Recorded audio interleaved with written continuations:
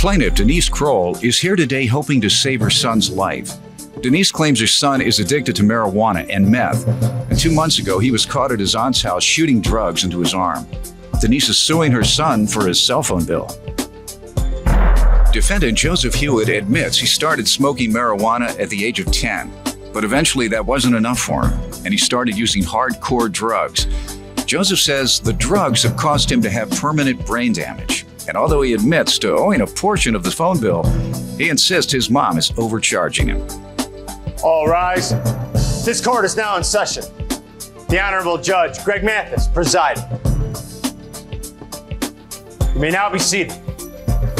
Tell me what happened. Well, it's really, Your Honor, more not just about the cell phone bill, but more about his safety and getting him the help that I think he really needs to have. He's had lots of drug issues. He is, I'm worried about either being arrested, being in prison, or worse. And I feel How long has he been on drugs? Since he was about 14 or 15. What type of drugs? The drugs that I'm aware of are marijuana, meth. I also have my When aunt. did you become aware of meth use?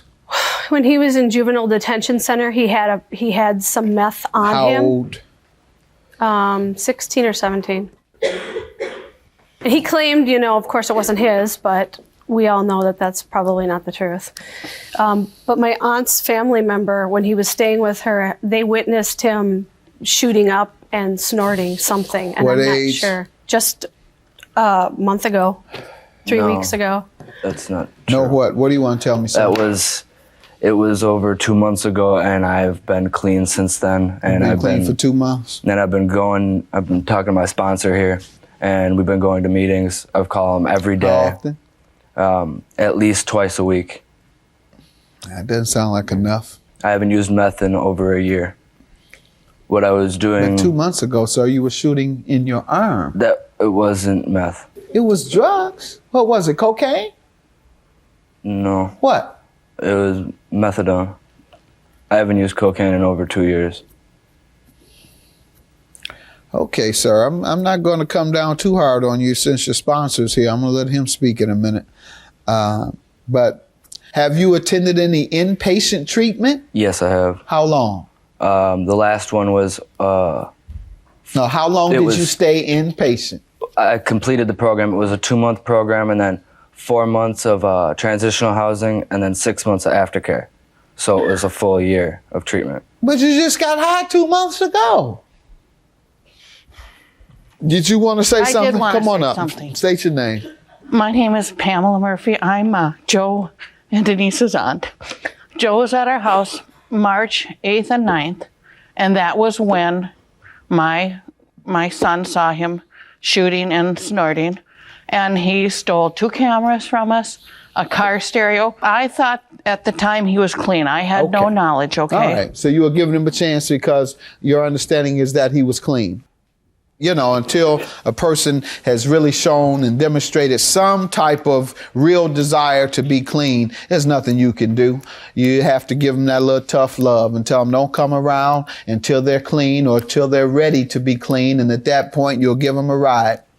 Right. Straight to the rehab center. Yeah.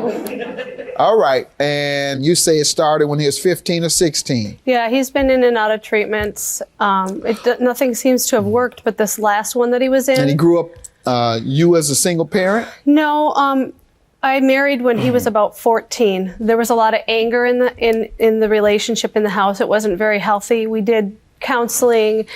We had him in activities, swimming, diving, Boy Scouts. He almost made Eagle Scout. So, All right. He was very close to being an Eagle Scout. Let me allow him to give some background. I take full responsibility for my actions and my addiction. We'll go off of what they were saying is I was clean, and the reason that I had relapsed was because I had got kicked out of my grandma's house, and I had no place to live, and Why did she kick you out? Because of lying, and I crashed her car. And you had relapsed. That's why she kicked you out. Your Honor, he also was stealing. He robbed them blind. You don't have to tell me. I know the they game. gave him I know such just how a it goes. He had already relapsed. And, sir, don't try to tell me. What you looking at him for? You conned him, too. If he believes you didn't relapse, Nobody when I- kicks that's you when I out if you're relapsed. doing the right thing. No, he She absolutely. let you move in because she was giving you a chance. She kicked you out because you obviously blew that chance. Go ahead, sir. And drugs have screwed up my life. They have. My brain doesn't function properly, like, because I was doing meth for so many years that there's like holes in my brain, and I do stupid things without even thinking. Like, it just kind of happens, and then I think about it afterwards, like, oh wow, did I really just do that? What led you to get involved in particularly the hard drugs? It was an escape. I was smoking pot since I was about 10 years old, and it just kind of it just turned into that. I mean, the weed wasn't enough no more. I didn't get along with my stepdad from day one. We always fought, argued. He was very emotionally abusive and like psychologically abusive. Like, he would say things like, put pictures on my door of people in prison and say, "This is you in 10 years, and you're not worth anything." And just, it really hurt. Yeah. I mean, Your Honor, I'm sorry to interrupt. My husband knew there was stuff going on that I didn't even know, and that's kind of where that was coming from. No, He that's was not what trying you to- said earlier, ma'am. That's He was- not what you said earlier. You stated that there was already some household issues. So now There don't was. try to say that your husband did this to the young man because of what the young man was doing. Go ahead. Let's get to your sponsor. Did you want to speak? Yes. Come on up. State your name. My name is Leon Whiteman. Then we're going to Carroll. get to the phone bills you're suing for, ma'am. Okay. It's Yes, nice sir. to meet you, Judge Mathis. I've known Joe since December 2007 when he had just recently gotten out of treatment. I'm still his active sponsor because despite the problems, Joe has taken his sobriety very seriously. He knows that he's damaged himself to quite an extent, both mentally and also just in his life stature. But he is in frequent contact with me. I knew about this relapse, and immediately we engaged in some extra meetings, and he does have a heartfelt, anguish over having hurt his family. But the truth is, there's a lot more to Joe than just substance abuse. I'm no expert, I'm not a psychologist, but what it always comes back to is his stepdad was a bully to him. No one stood up for the guy. And we're talking about a mean construction guy, according to Joe. I don't know, and I really shouldn't dabble in that. According to her as well. Yeah. She kind of sugarcoated it, but, I was able to clearly understand what you were sugarcoating, ma'am. Yes, sir. when she got divorced from her first husband, and she That wasn't your father? No, she was never married to my father. And after she got divorced from him, we lived just me and her for what was about a year or two. And that was probably the best 2 years that I had growing up, because, I mean, we treated each other with respect. It was, and then as soon as he came around, it was like the same as before with the other guy. One day, me and my stepdad, I came home from school and we got into a really bad fight, and I was told to leave, so I moved in with my grandparents. That's not how it happened. Yeah, it is. No, that's not how it happened. Well, then how did it happen? I think it's important to point out that this bill coincided, or his relapse coincided with the bill. With the phone bill she's Yeah. suing him about? All right. According- Are you working? No, I'm not. All right. Don't you think he needs to go every day? absolutely. To knock out? You say he's going twice a week. Don't you I think tried to he- get him to do 90 I and go, 90, I which go is as every often day. as Yeah. I can. Right, okay, well, Because you- I don't have money and I have to take the bus, so I go whenever I We're can. going to give you some bus tickets for 90 days. How about that? We're Yeah. going to give you 90 days worth of round trip bus tickets to a meeting. Now, ma'am, go ahead. Tell me about the cell phone. Okay, you're so suing he him got out of the treatment and he seemed to be doing good. He was searching for jobs and he actually had a couple different jobs. And I have to say, the one job that he had for a week or two, he quit because of the surroundings in that job. They weren't good for his addiction. So he took the step and he quit to find a different job. So in order to keep in touch with him, because I love him, he's my son, in order to keep in touch with him, I wanted him to have a cell phone.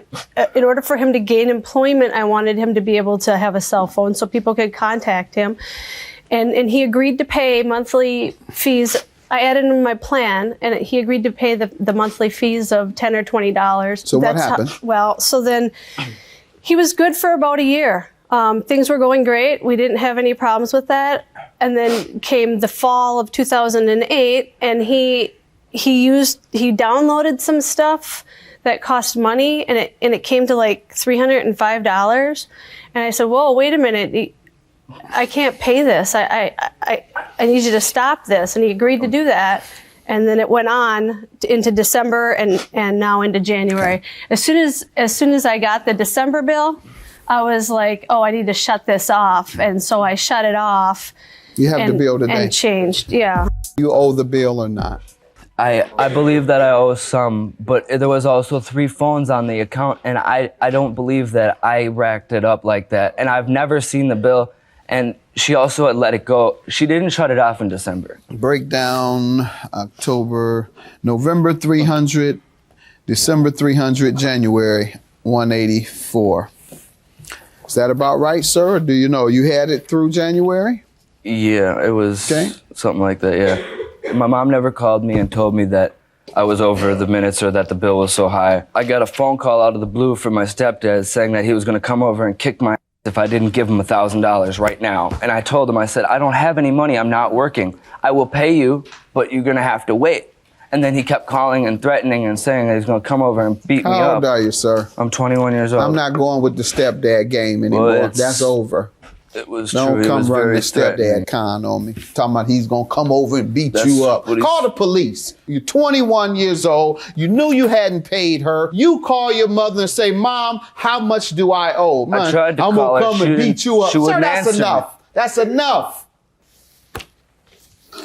Now, I'm going to order you to rehab every day for 90 days. We'll pay for your bus ticket so you won't have any other excuse not to attend. I'm going to grant your judgment.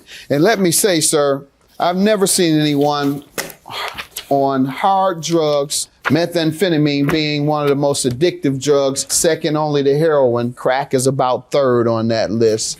And am I right, counselor? Do I have it in order? It's about that order. In the line of addiction. Never seen anybody recover from any of them until they go consistently to a meeting. I tell folks all the time, one of my very best friends came to me and he had been addicted to crack for 6-7 years, came to me and asked me to help him get clean. He was ready. He came to me. I put him as a volunteer with my youth agency and I told him he had to go to Narcotics Anonymous. He went twice a day for a year. And then once a day for another 2 years. It was up until his 10th year that he could go once a week. Never had a relapse. And now 20 years later, he's an official with a government body in Detroit. Just worked hard, stayed away from it, and followed the guide of people like myself and others who were doing positive things around him. So you have the opportunity, but you have to do what's necessary. And you know that twice a week is not enough with the type of addiction that you're dealing with. Every day for 90 days is my order. $908 is your judgment. Have a good day. Thank you, Judge.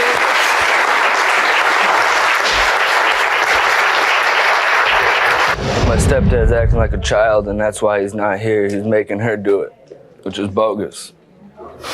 He's the one that wanted to sue me in the first place. I love you, and I want you to be clean, and I want you to be able to be in society and be something. I am clean. I'll love you no matter what. No matter I think what. I love you, but I hate your husband.